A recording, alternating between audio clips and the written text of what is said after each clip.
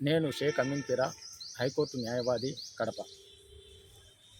మేము భారతదేశంలో మన రాజ్యాంగము, మన న్యాయ వ్యవస్థ చాలా పటిష్టంగా ఉంది అనుకున్నాం. అందుకోసమే భారతదేశం యునైటెడ్గా కలిసిమెలిసి అభివృద్ధి చెందుతుంది భావిస్తున్నాం. కానీ ఇప్పుడు వస్తున్న తీర్పులను చూస్తున్నట్లయితే నేను ఎందుకు లాయర్నైనానని సిగ్గుపడాల్సిన పరిస్థితి ఏర్పడుతుంది.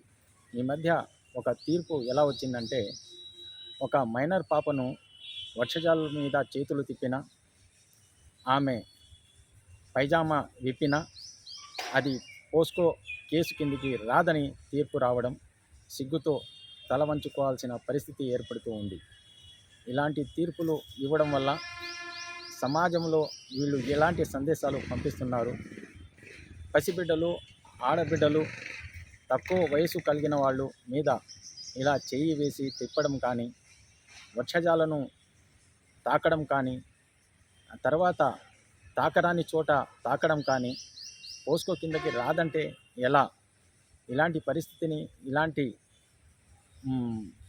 చూడడం, అది పోస్కో కేసు కిందికి రాకపోవడం, వాళ్ళను శిక్షించకపోవడం, తర్వాత వాళ్ళు ఈ విధంగా ఇతరులు కూడా చేయడం మొదలు పెడితే సమాజంలో సభ్యత, మానవత, తర్వాత బిడ్డల లైంగికంగా వేధించడం అనేది ఎలా మనము రూపుమాపగలం అనేది ఆలోచించాలి.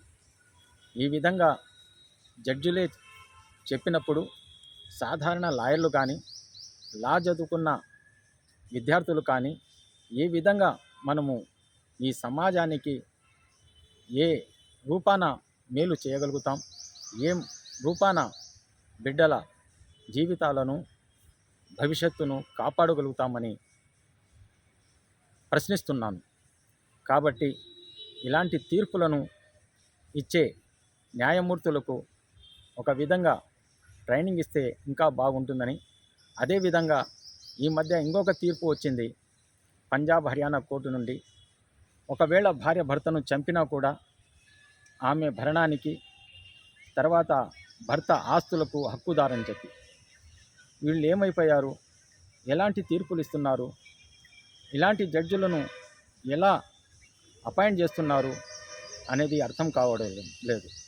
అంతేకాదు, ఇంకొక జడ్జి ఇంట్లో కోట్ల రూపాయలు బయటపడడం ఆశ్చర్యాన్ని కలిగిస్తుంది. ఇది ఏమి చూపిస్తుందంటే, జడ్జిలు కూడా అవినీతికి పాల్పడుతున్నారు, లంచాలు తీసుకుంటున్నారు. వాళ్ళు ఇచ్చే తీర్పులు ఎలా ఉంటాయో ప్రజలే నిర్ణయం తీసుకోవాలి.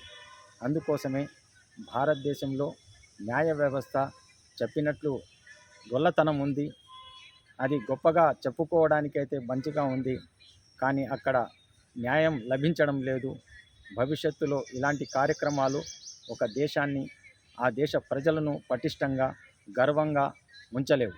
అందుకోసమే ఇలాంటి తీర్పులు రాకుండా చూడాలంటే భారత రాజ్యాంగాన్ని, భారత చట్టాలను చక్కగా అమలు చేయాలని, ఆ చట్టాలు అమలు చేయడానికి మళ్ళా ఈ జడ్జిలకు కూడా తరబీదు ఇవ్వాలని నేను తెలియజేస్తున్నాను.